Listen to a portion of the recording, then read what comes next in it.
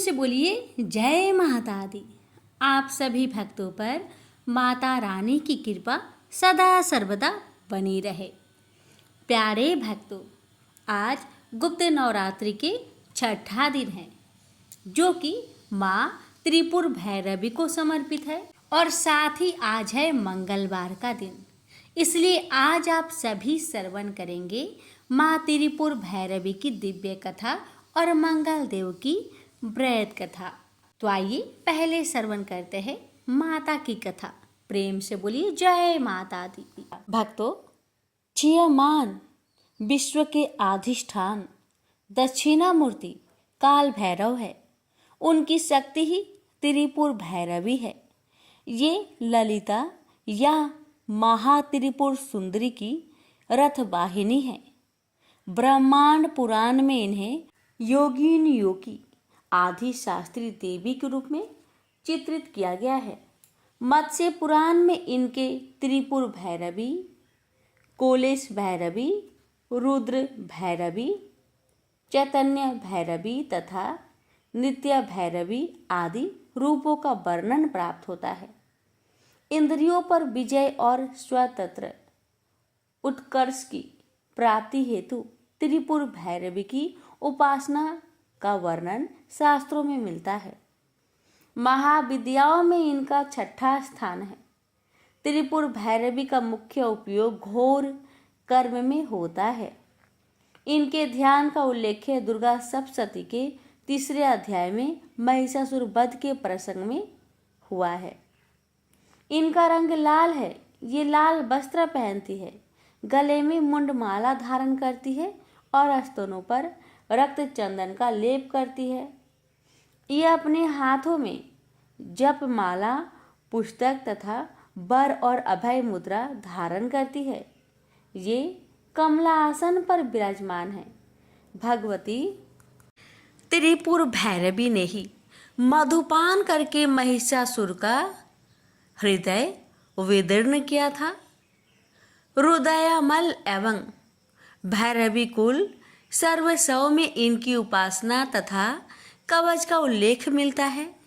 संकटों से मुक्ति के लिए भी इनकी उपासना करने का विधान है।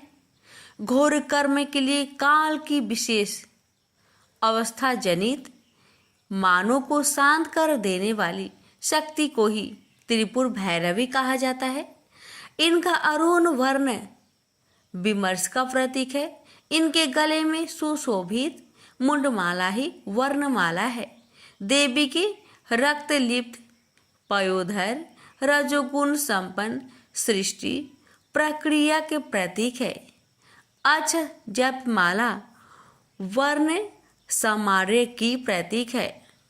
पुस्तक महाविद्या है। त्रिनेत्र वेदयत्री है तथा सीमित हास करुणा है। आगम ग्रंथ के अनुसार त्रिपुर भैरवी एकाक्षर रूप प्रणव है। इनसे संपूर्ण भुवन प्रकाशित हो रहे हैं तथा अंत में इन्हीं में लय हो जाएंगे। अ से लेकर विसर्ग तक 16 वर्ण भैरव कहलाते हैं तथा क से लेकर छ तक वर्ण योनि अथवा भैरवी कहे जाते हैं। स्वच्छंदो धोत के प्रथम पटल में इस पर विस्तृत प्रकाश डाला गया है। यहाँ पर त्रिपुर भैरवी को योगी स्वरी रूप में उमा बतलाया गया है।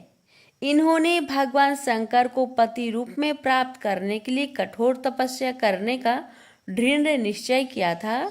बड़े बड़े ऋषि मुनि भी इनकी तपस्या को देखकर दंग रह गए।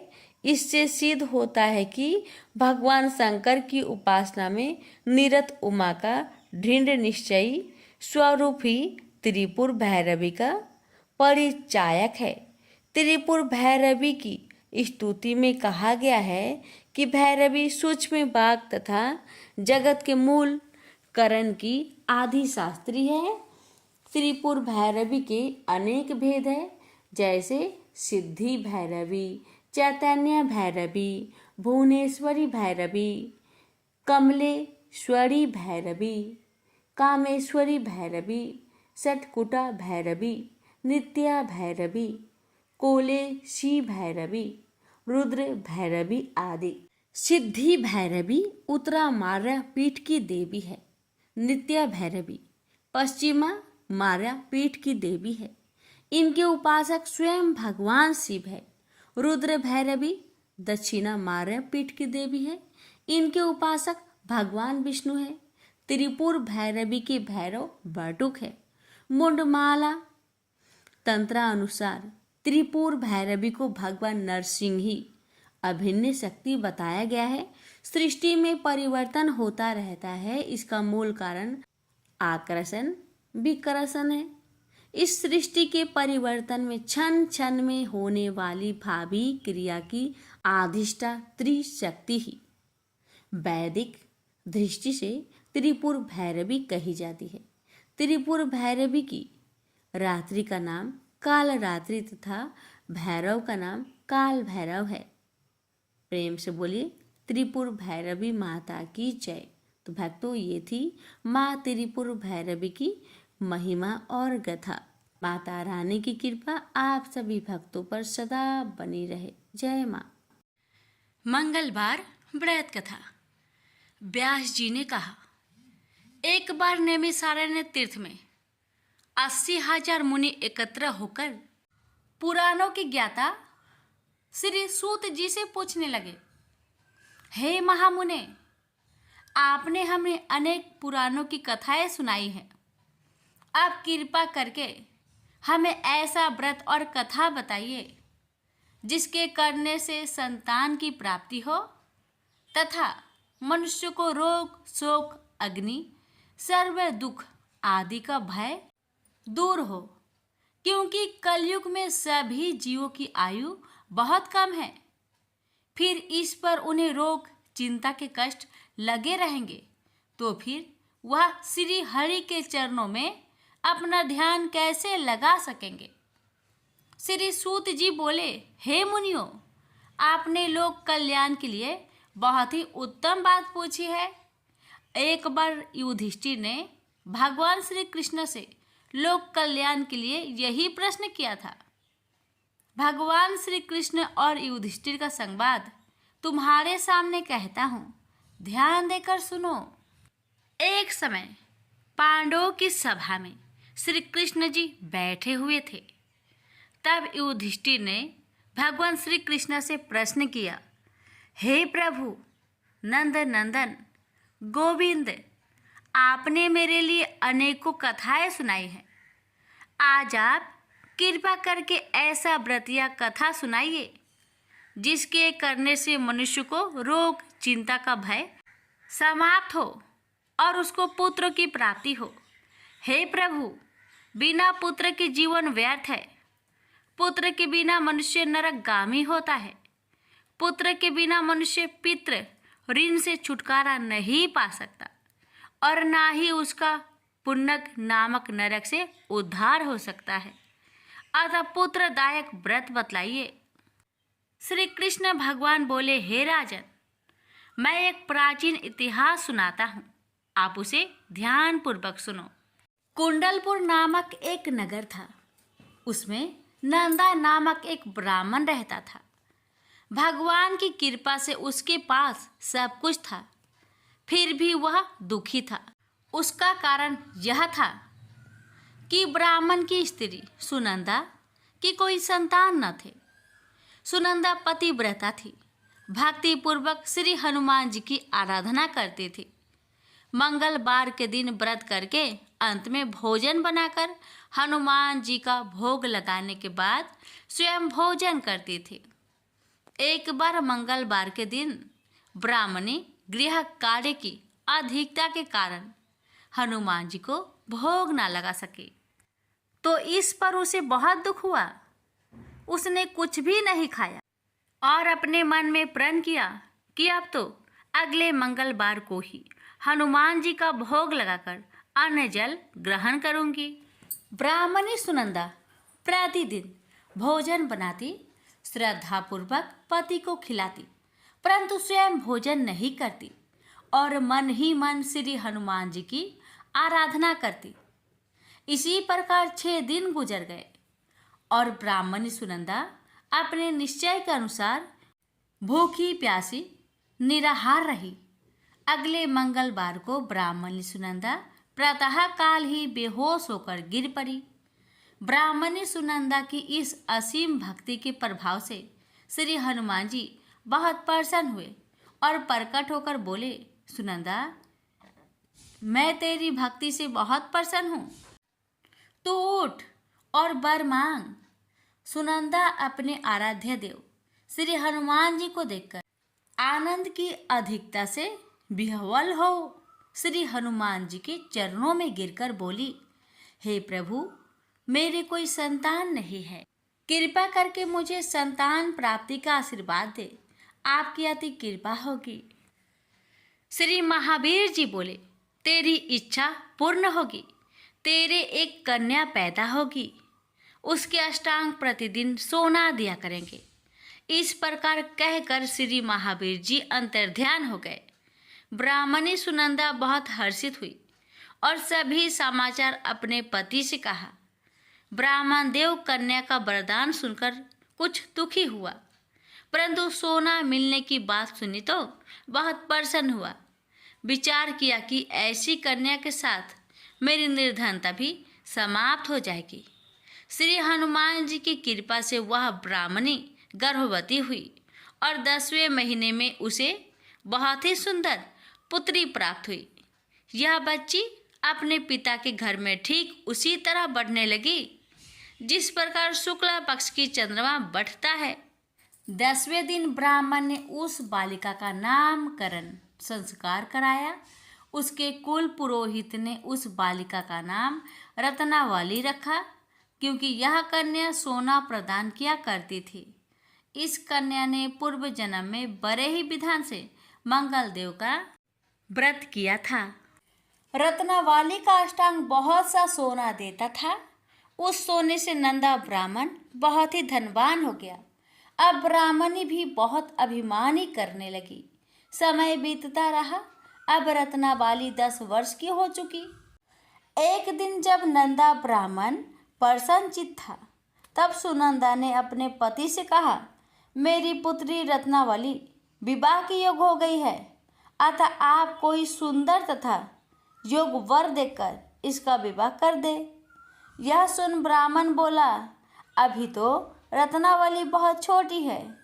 तब ब्राह्मणी बोली, शास्त्रों की आज्ञा है कि कन्या 8वें वर्ष में गौरी, 9 वर्ष में रोहिणी, 10वें वर्ष में कन्या, इसके पश्चात रजवाला हो जाती है। गौरी के दान से पाताल लोक की प्राप्ति होती है, रोहिणी के दान से वैकुंठ लोक की प्राप्ति होती है, कन्या के दान से इंद्रलोक में सुखों की प्राप्ति होती है। अगर हे पतिदेव रजवाला का दान किया जाता है तो घोर नरक की प्राप्ति होती है। इस पर ब्राह्मण बोला, अभी तो रत्नावली मात्र 10 ही वर्ष की है और मैंने तो 16-16 साल की कन्याओं का विवाह कराए हैं, अभी जल्दी क्या है। तब ब्राह्मणी सुनंदा बोली, आपको तो लोभ अधिक हो गया है। शास्त्रों में कहा गया है कि माता पिता और बड़ा भाई रजवाला कन्या को देखते हैं तो वह अवश्य नरकगामी होते हैं। तब ब्राह्मण बोला, अच्छी बात है, कल मैं अवश्य ही योग वर की तलाश में अपना दूत भेजूंगा। दूसरे दिन ब्राह्मण ने अपने दूत को बुलाया और आज्ञा दी कि जैसी सुंदर मेरी कन्या है वैसा ही सुंदर वर उसके लिए तलाश करो। दूत अपने स्वामी की आज्ञा पाकर निकल पड़ा। पंपई नगर में उसने एक सुंदर लड़के को देखा। यह बालक एक ब्राह्मण परिवार का बहुत गुणवान पुत्र था। इसका नाम सोमेश्वर था। दूत ने इस सुंदर व गुणवान ब्राह्मण पुत्र के बारे में अपने स्वामी को पूर्ण विवरण दिया। ब्राह्मण नंदा को भी सोमेश्वर अच्छा लगा और फिर शुभ मुहूर्त में विधि पूर्वक कन्यादान करके ब्राह्मण ब्राह्मणी संतुष्ट हुए। परंतु ब्राह्मण के मन तो लोभ समाया हुआ था। उसने कन्यादान तो कर दिया था, पर वह बहुत खिन्न भी था।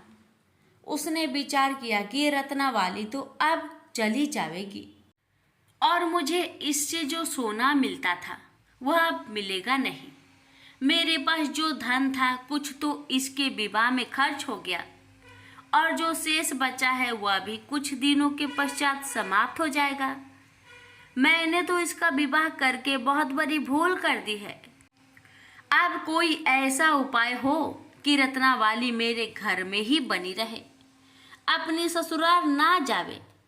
लोभ रूपी राक्षस ब्राह्मण के मस्तिष्क पर छाता जा रहा था।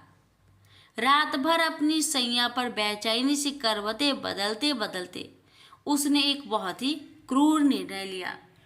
उसने विचार किया कि जब रत्नावली को लेकर उसका पति सोमेश्वर अपने घर के लिए जाएगा तो वह मार्ग में छिपकर सोमेश्वर का वध कर देगा और अपनी लड़की को अपने घर ले आएगा, जिससे नियमित रूप से उसे सोना भी मिलता रहेगा और समाज का कोई मनुष्य उसे दोष भी नहीं दे सकेगा।